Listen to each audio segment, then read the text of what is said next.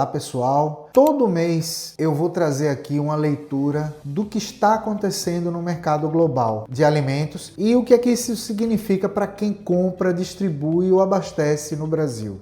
Não é uma previsão, não é um achismo, é uma leitura de contexto. Safra, câmbio, logística, comportamento do canal, tipo de informação que chega às vezes tarde na mesa da maioria das pessoas que compram esse tipo de produto que a gente trabalha. Antes de entrar nos pontos do mês, deixa eu explicar a lógica por detrás dessa série. O mercado de alimentos ele é sensível a uma série de variáveis que a maioria dos compradores não acompanha de perto. Safra, clima, câmbio, geopolítica, regulação portuária, comportamento industrial, cada uma dessas variáveis tem um impacto no preço, na disponibilidade e no time de compra. O que eu faço aqui é organizar o que está acontecendo nas principais origens, o que interessa aqui para o mercado brasileiro, o que isso significa na prática para o seu abastecimento e para o seu planejamento de compras, para que essas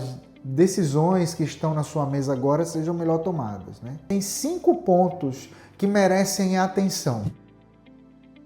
Batata e vegetais congelados é o primeiro ponto. Batata e vegetal congelado, eles têm origem europeia na sua maioria. Holanda, Alemanha, Bélgica são as principais origens para o mercado brasileiro e que estão na fase inicial de plantio e colheita para daqui a 2 meses. Como essa safra se desenvolve ao longo de julho e agosto, isso vai determinar uma maior ou menor disponibilidade e um maior ou menor preço para o segundo semestre inteiro. Por que isso importa agora? Porque o impacto dessa safra chega ao mercado brasileiro com um delay natural de logística e de processamento. Quem está planejado se abastece melhor com a batata congelada. Se ele está olhando para isso, ele vai comprar entre agosto e outubro, monitorando sempre o desempenho dessa safra e não esperando o que vai acontecer depois, tomando um susto. Clima seco, chuvoso, isso tudo interfere lá na Europa e o período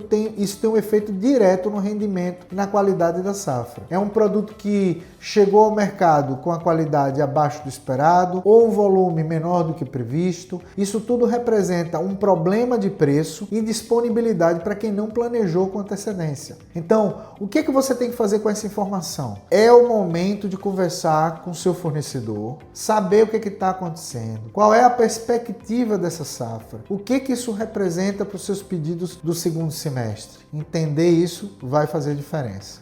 Frutas secas, segundo ponto. A safra, as principais origens, elas já aconteceram aqui na América do Sul, então você tem aí a safra da ameixa e da passa, que já houve a colheita. Nesse momento a gente já tem uma boa oferta e condições de negociação estão no patamar razoável, certo? Então, o que acontece? Se você entra para negociar agora, a janela de compra ela está aberta. À medida que setembro e outubro se aproximam, a demanda de produtos para o fim de ano ela aumenta e você começa a ter uma variação de estoque, de preço, de qualidade. Então o estoque que estava disponível começa a diminuir. A janela que era favorável de compra, que é agora, para a passa e ameixa, por exemplo, ela começa a ficar limitada. E quem não fechou essa posição agora, ele tende a ter mais dificuldade mais para frente. Se você trabalha com esse produto, a leitura que eu te dou é a seguinte: aproveite que a janela está aberta, faça a sua negociação do seu produto agora, faça o levantamento que você precisa, comece a negociar. Um terceiro ponto é a proteína premium da Austrália, por exemplo. Junho e julho dá para a gente ter uma previsibilidade maior do que você vai precisar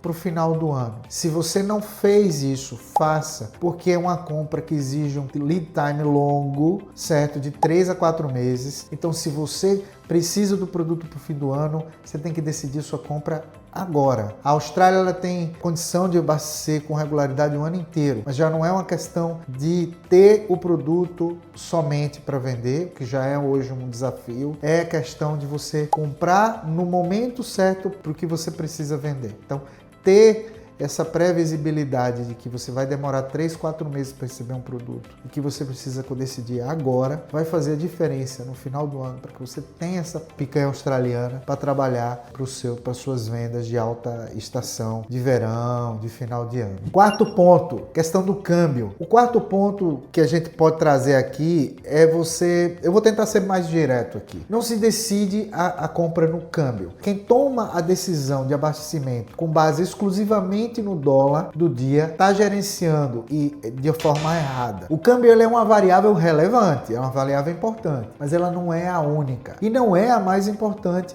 para a maioria das decisões de importação. O que o câmbio faz é amplificar ou amortecer o efeito de uma decisão que já deveria ter sido tomada com base em safra, disponibilidade, qualidade e timing. O que eu observo muitas vezes é que em junho o dólar está se comportando nesse momento de uma faixa que não representa nem uma oportunidade excepcional e nem uma ameaça velada, imediata para os importadores. O que isso significa? Que a decisão de compra deve ser guiada pelo ciclo do produto e não pela variação cambial do dia. Se a safra está boa, o estoque está disponível, o produto vai ser necessário, essa é a hora de comprar. O câmbio, ele entra como um ajuste na conta, não como um gatilho de decisão, ok? Então, também por último, porque o câmbio varia para todo mundo de forma igual, não para uma empresa só. Você pega o quinto, por exemplo, o item que eu destacaria esse mês era a linha de culinária oriental. Esse talvez seja o mais estratégico ponto dos 5. Culinária oriental no food service brasileiro continua crescendo de forma orgânica, estrutural. Não é uma tendência passageira, é mudança de hábito consolidada. Restaurantes, dark kitchens, delivery, todos eles estão ampliando a oferta de pratos japoneses, chineses e coreanos. E isso cria uma demanda crescente e consistente de ingredientes que nós trabalhamos. Gergelim, nori, wasabi, gengibre. O comprador que entende essa tendência antes de chegar no seu cliente, ele está em posição muito melhor do que o que só faz reagir quando o pedido já está na sua mesa. Sobre o comportamento do comprador B2B em geral, o que eu vejo? Eu vejo que em junho o mercado está dividido em 2 perfis, né? O primeiro perfil, ele está antecipado, ou seja, ele está conversando com o fornecedor, mapeando demanda do segundo semestre, fechando uma posição com margem